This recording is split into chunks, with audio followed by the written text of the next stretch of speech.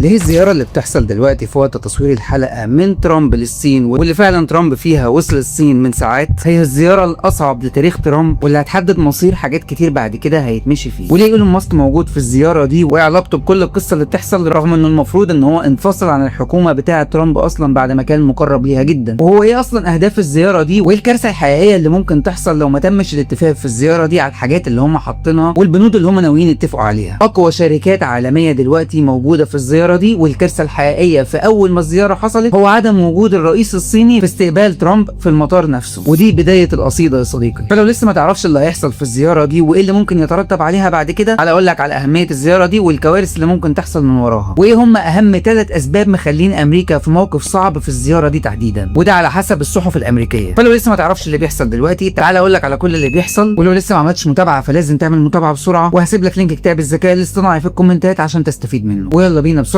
فلنبدا. من ساعات قليله الرئيس ترامب وصل على الطياره الرئاسيه بتاعته ومعاه مجموعه من الناس اللي هقول لك عليها في زياره كان متحدد لها من فتره، وهي زياره الصين. وزي ما احنا عارفين الصين كدوله متقدمه عظمى من ضمن دول العالم كلها. طب ليه ترامب دلوقتي رايح الزياره دي وناوي على ايه بالظبط؟ نيويورك تايمز اتكلمت في الموضوع ده وقالت ان الزياره دي هي اصعب زياره بالنسبه لترامب وامريكا، وده عشان 3 محاور هقول لك عليه. اولهم ان امريكا رايحه دلوقتي في زياره للصين وهي مش في موقف القوه اللي كانت فيه قبل كده على مستوى العالم، وده تحديدا خاص بكل اللي حصل مع ايران الفتره اللي فاتت، وقد ايه امريكا بانت قدام العالم كله انها برضو بيحصل فيها حاجات زي ما حصل في ايران، وان كل الهيمنه والبروباجندا اللي كانت معموله قبل كده على انها دوله عظمى على مستوى العالم، ايران قدرت تعمل حاجات عكسها تماما ويبان قدام العالم انه في مشكله حقيقيه في قوه امريكا اللي موجوده حاليا. وعشان كده امريكا دلوقتي اصلا رايحه في موقف غير موقف القوه اللي كانت فيه قبل كده. الحاجه الثانيه وهي الازمات الاقتصاديه اللي موجوده جوه امريكا حاليا، ارتفاع في اسعار الاغذيه وارتفاع في اسعار الوقود، ده غير الاقتصاد العادي بتاع الشركات اللي بدا يقع جوه امريكا بسبب كل اللي بيحصل. وعشان كده وضع امريكا الاقتصادي دلوقتي اقل بكتير من الوضع الاقتصادي اللي كانت عليه قبل كده. والحاجه الثالثه هو انه ترامب حاليا او امريكا مكشوفه عسكريا قدام العالم كله وتحديدا الصين. كلنا عارفين ان الصين من زمان بتتمنى انها تدخل تايوان وتاخدها، واللي واقف في الزور هو ترامب وامريكا عن طريق ان هم حاميين تايوان وحاطين شروط انه الصين ما ينفعش تاخد تايوان. والشروط دي كان من ضمنها قوات المارينز اللي كانت موجوده في اليابان واللي ترامب فعلا سحبها، وهم 5000 جندي من المارينز، واتسحبوا الفتره الاخيره بسبب موضوع ايران، ده غير منظومه الدفاع اللي كانت محطوطه في كوريا الجنوبيه واللي برضه اتسحبت في موضوع ايران. فبالتالي امريكا بقت مكشوفه قدام العالم وتحديدا قدام الصين في موضوع تايوان، لانه ترامب كان سايب الحاجات دي احتياطي لاي حاجه تحصل من الصين في تايوان. وهنا احنا بنتكلم عن زياره تاريخيه لدوله الصين نفسها، اللي هي كانت نفس الدوله اللي داعمه لايران الفتره اللي فاتت،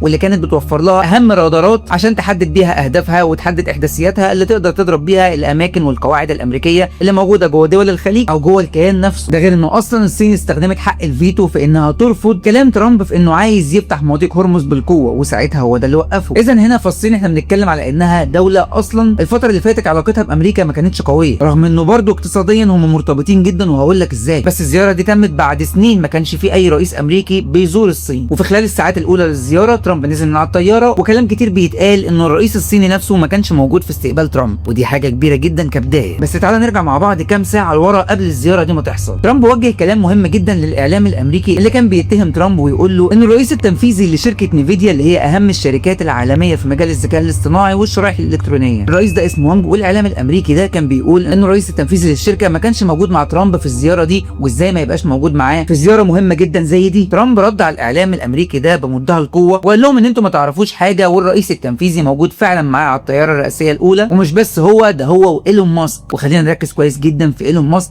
صاحب شركه سبيس اكس اللي هي رائده في مجال الفضاء، وبرضه الصين رائده في مجال الفضاء، ده غير شركات تانية كبيره جدا منهم تسلا الرائده في مجالات الروبوتات والسيارات الكهربائيه. وهنا بنتكلم عن اغنى رجل في العالم ايلون ماسك، ومش بس كده ده معاه كمان 17 رئيس تنفيذي لاهم شركات موجودين في امريكا. طب ايه لازمه البروباجندا دي يا عادل؟ وليه كل الناس دي موجوده في الزياره دي تحديدا؟ عشان نجاوب على السؤال ده تعالى اقول لك هو اصلا ترامب عايز ايه من الصين والصين عايزه ايه من ترامب. الزياره دي ليها اهداف محدده وقويه جدا، وبعد الزياره دي لو الكلام ده ما حصلش في الزياره ممكن الضرب الايراني يرجع اقوى من الاول بشكل كبير. واول اهداف الزياره دي هو انه ترامب يخلي الصين تضغط على ايران عشان تفتح مضيق هرمز، وطبعا لانه عارف ان الصين دوله قويه وليها علاقه كويسه جدا بايران، فهي الوحيده اللي تقدر تخلي ايران تفتح المضيق ده لو الصين تم الاتفاق بينها وبين امريكا. ده غير كميه الاتفاقات اللي هتحصل بين الشركات اللي مع ترامب والشركات الصينيه اللي اصلا كل رؤساء التنفيذيين بتاع الشركات الامريكيه عايزين يستخدموا الصين ويستغلوا التقدم التكنولوجي اللي موجود جوه الصين عشان يعززوا بيه التقدم التكنولوجي اللي موجود جوه امريكا. وعشان كده ايلون ماسك موجود في الزياره دي رغم بعده الفتره اللي فاتت عن ترامب وعن الدائره المقربه ليه، بعد ما كان من اقرب الناس ليه وكان مستشار خاص بيه. ولما حصل مشاكل ما بينهم وبدا يبعد، رغم ان هو اغنى رجل في العالم وعنده كل الشركات دي، بس هو برضه ما زال من اهم رجال الاعمال اللي موجودين واللي ترامب ما يقدرش يستغنى عنهم ابدا، وعشان كده هو موجود في الزياره دي وبقوه. طب رغم كل اللي بيحصل ده، الصين بقى ممكن تستفيد ازاي من الزياره دي؟ ببساطه جدا، الصين عايزه ترفع الحصار الامريكي اللي موجود حوالين ايران واللي فرضها امريكا اليومين دول، لان 11% من الاستيراد الصيني للنفط